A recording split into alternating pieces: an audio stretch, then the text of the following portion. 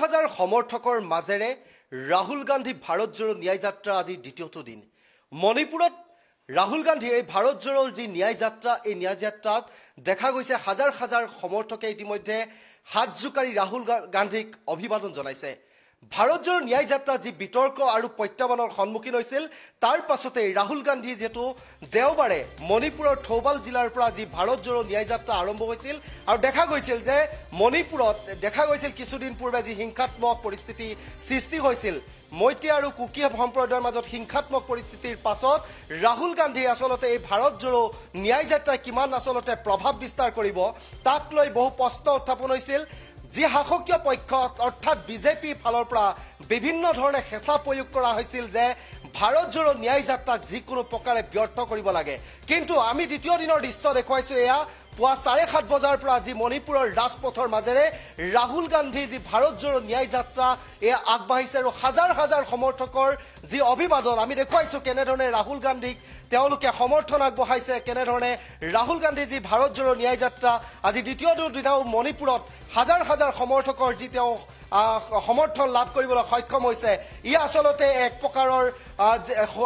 এটা সফলতা বুলি ক'ব লাগিব ভাৰত জোড়ো ন্যায় যাত্ৰাৰ আৰু আজিৰ দিনটোত যেহেতু মণিপুৰৰ পৰা নাগালেণ্ডলৈ যাব ভাৰত জোড়ো ন্যায় যাত্ৰাৰ আজি দ্বিতীয়টো দিনা মণিপুৰৰ কেইবাটাও স্থানত এনেধৰণে যাত্ৰা কৰাৰ পাছত নাগালেণ্ডলৈ যাব ৰাহুল গান্ধী নাগালেণ্ডত থাকিব নাগালেণ্ডৰ কেইবাটাও জিলা এতিয়া কেইবাখনো জিলাত ইতিমধ্যে ভাৰত জোড়ো ন্যায় যাত্ৰা ইতিমধ্যে কৰিব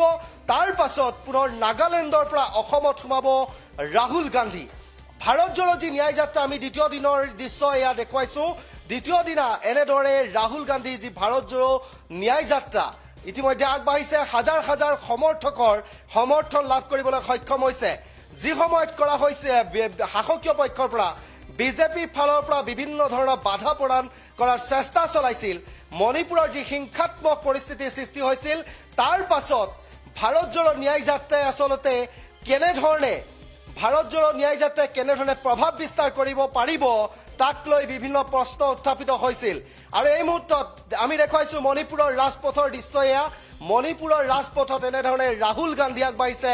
ৰাহুল গান্ধীৰ লগে লগে আমি যদি দেখুৱাও হাজাৰ হাজাৰ সমৰ্থক এনেধৰণে ওলাই আহিছে ৰাহুল গান্ধীৰ সমৰ্থনত মণিপুৰৰ আসলতে যি পৰিস্থিতি আমি কৈছো যে মণিপুৰত কিছুদিনৰ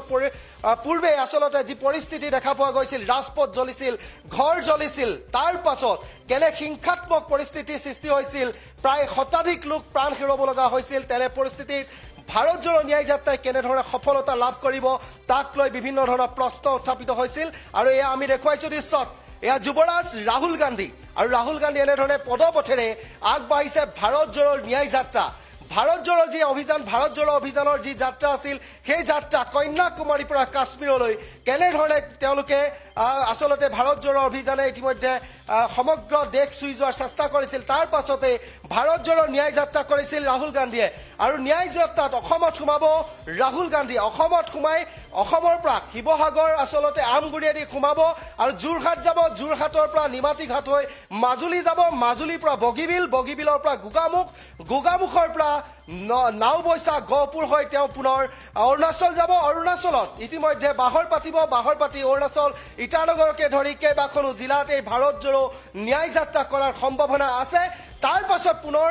আকৌ অসমলৈ ঘূৰি অহাৰ সম্ভাৱনা আছে যেহেতু আমি বিশেষ সূত্ৰৰ দ্বাৰা লাভ কৰিছিলো যে 25 জানুৱাৰীলৈকে যেহেতু ভাৰত জোড়োৰ যি ন্যায় যাত্ৰা চলিব ৰাহুল গান্ধী আৰু আমি আজি দ্বিতীয় দিনৰ দৃশ্য দেখুৱাইছো এয়া দ্বিতীয় দিনৰ মণিপুৰত যি ভাৰত জোড়ো ন্যায় যাত্ৰা ইতিমধ্যে ৰাহুল গান্ধীৰ লগত হাজাৰ হাজাৰ সমৰ্থক এনেধৰণে ওলাই আহিছে আৰু ভাৰত জোড়ো ন্যায় যাত্ৰা আগন্তুক লোকসভা নিৰ্বাচনত কেনেধৰণে প্ৰভাৱ পেলাব তাক লৈ প্ৰশ্ন উত্থাপন হৈছে কিন্তু শাসকীয় পক্ষ অৰ্থাৎ বিজেপি ফালৰ পৰা বিভিন্ন ধৰণৰ সমালোচনা কৰা হৈছিল যে কংগ্ৰেছে 65 বছৰে আসলতে কংগ্ৰেছে অন্যায় কৰিছিল জনসাধাৰণৰ লগত আৰু অন্যায় কৰাৰ এইখন কংগ্ৰেছ চৰকাৰৰ বা এই ৰাহুল গান্ধীয়ে কেনেধৰণে ন্যায় বিচাৰিছে বা কি ন্যায় প্ৰদান কৰিব তাক লৈ প্ৰশ্ন তুলিছিল আৰু ৰাহুল গান্ধী ভাৰত জোড়োৰ যি ন্যায় যাত্ৰা কেনেধৰণে আসলতে এই ন্যায় যাত্ৰা সফলতা লাভ কৰিব আমি সেয়া পৰৱৰ্তী সময়ত কম কিন্তু লোকসভা নিৰ্বাচন আগন্তুক লোকসভা নিৰ্বাচনত ভাৰত জোড়ো ন্যায় যাত্ৰাই কেনেধৰণে লাভালাভ কৰিব বা শাসকীয় পক্ষক কেনেধৰণে ক্ষতি কৰিব বিৰোধীক কেনেধৰণে লাভালাভ কৰিব যেহেতু বিৰোধী যি এলায়েন্স আছে আমি বিৰোধী ঐক্য মঞ্চ আছে অসমত বিৰোধী ঐক্য মঞ্চত কেইবাটাও বিৰোধী দলে ইতিমধ্যে ঐক্য মঞ্চ গঠন কৰি অসমত কেনেধৰণে ভাৰত জোড়ো ন্যায় যাত্ৰাৰ অংশগ্ৰহণ কৰিব কেনেধৰণে ভাৰত জোড়ো ন্যায় যাত্ৰাৰ লগত সমৰ্থন কৰিব কিমান সংখ্যক লোকক আসলতে অসমৰ জনসাধাৰণৰ সমৰ্থন কেনেদৰে পাব ৰাহুল গান্ধীয়ে তাক লৈ ইতিমধ্যে প্ৰশ্ন উত্থাপন কৰিছে আৰু কিন্তু এইমতে শাসকীয় পক্ষৰ যি ধৰণৰ হিতাধিকাৰী আঁচনি হওক বা অন্যান্য ধৰণৰ যি আঁচনি ঘোষণা আছিল সেই আঁচনিসমূহে আসলতে এই ৰাহুল গান্ধী যি ভাৰত জোড়ো ন্যায় যাত্ৰাত কিবা ক্ষতি কৰিব নেকি তাকো প্ৰশ্ন উত্থাপন হৈছিল কিন্তু আমি এই মুহূৰ্তত দ্বিতীয় দিনা যি আজি পুৱাৰ ভাগত মণিপুৰৰ 7:30 বজাত যেনেধৰণে ৰাজপথলৈ ওলাই আহিছিল ভাৰত জোড়ো ন্যায় যাত্ৰাৰ যি আসলতে যাত্ৰা ৰাহুল গান্ধী আমি দেখুৱাইছো এয়াৰ মণিপুৰৰ দ্বিতীয় দিনা যি ৰাজপথৰ দৃশ্য হাজাৰ হাজাৰ সমৰ্থকৰ মাজত ৰাহুল গান্ধী আৰু ৰাহুল গান্ধীৰ লগত আছে কেইবাগৰাকীও কেন্দ্ৰীয় পৰ্যায়ৰ যি মন্ত্ৰী আছে কেন্দ্ৰীয় পৰ্যায়ৰ কেইবাগৰাকী সাংসদ আছে আৰু আমি দেখুৱাই আছো এয়া দৃশ্য মণিপুৰৰ জনতাৰ কিন্তু যথেষ্ট সমৰ্থন লাভ কৰিবলৈ সক্ষম হৈছে এই দৃশ্যই আসলতে এটা কথা প্ৰমাণ কৰিছে যে যি হিংসাত্মক পৰিস্থিতিয়ে বিৰাজ কৰিছিল মণিপুৰত সেই মণিপুৰৰ হাজাৰ হাজাৰ সমৰ্থক আসলতে এনেধৰণে ৰাজপথলৈ ওলাই আহিছে সমৰ্থন আগবঢ়াইছে ৰাহুল গান্ধী আৰু ৰাহুল গান্ধী যি ভাৰত জোড়ো ন্যায় যাত্ৰা এই ন্যায় যাত্ৰাৰ প্ৰতি পূৰ্ণ সমৰ্থন আগবঢ়াইছে আৰু ৰাহুল গান্ধীক অভিবাদন জনাইছে আমি দেখুৱাইছো ইয়াৰ ৰাহুল গান্ধীক আসলতে সকলোৱে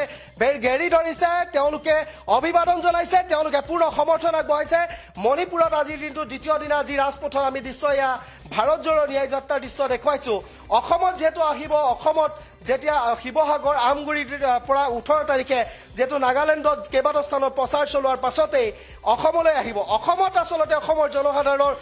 সমৰ্থন পাবনে নাই তাক লৈ এতিয়া প্ৰশ্ন উত্থাপন হৈছে কিয়নো মুখ্যমন্ত্ৰী হিমন্ত বিশ্ব শৰ্মাই বহুবাৰ কটাক্ষ কৰিছে 65 বছৰীয়া যি কংগ্ৰেছৰ শাসন সেই কংগ্ৰেছৰ শাসনত দৰিদ্ৰ লোকক শোষণ কৰিছিল কংগ্ৰেছে শোষণ কৰিছিল ন্যায় দিয়া নাছিল ন্যায় পাবলৈ বহু কষ্ট কৰিব লগা হৈছিল আৰু তাৰ পাছত ভাৰতৰ যেটা প্ৰধানমন্ত্ৰী নৰেন্দ্ৰ মোদীয়ে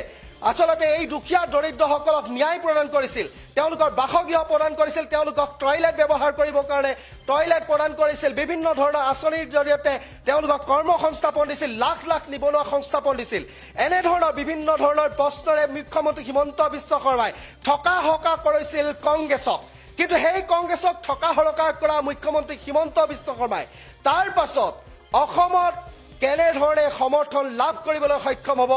ৰাহুল গান্ধী ভাৰত জোড়ো ন্যায় যাত্ৰাই তাক লৈ এতিয়াও সকলো প্ৰশ্ন উত্থাপিত হৈ আছে আমি দ্বিতীয় দিনাৰ মণিপুৰৰ দৃশ্য দেখুৱাইছো পৰৱৰ্তী সময়ত মণিপুৰৰ পৰা নাগালেণ্ডত যেতিয়া কেইবাখনো প্ৰচাৰ অভিযান চলাব ভাৰত জোড়ো ন্যায় যাত্ৰা যেতিয়া মণিপুৰত উপস্থিত হ'ব আৰু নাগালেণ্ডত উপস্থিত হ'ব নাগালেণ্ডৰ জনসাধাৰণৰ সমৰ্থন কেনেদৰে লাভ কৰিবলৈ সক্ষম হয় নাগালেণ্ডৰ পাছত অসমত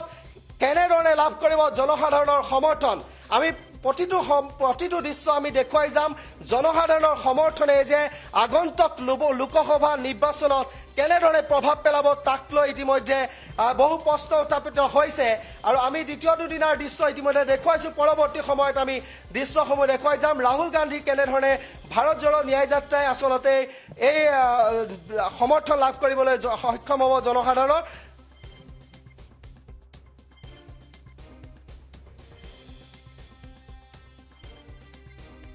পৰৱৰ্তী সময়ত আমি এই দৃশ্যসমূহ আপোনালোকক দেখুৱাই যাম আপোনালোকেও চাই থাকিব দা নিউজ প্লাস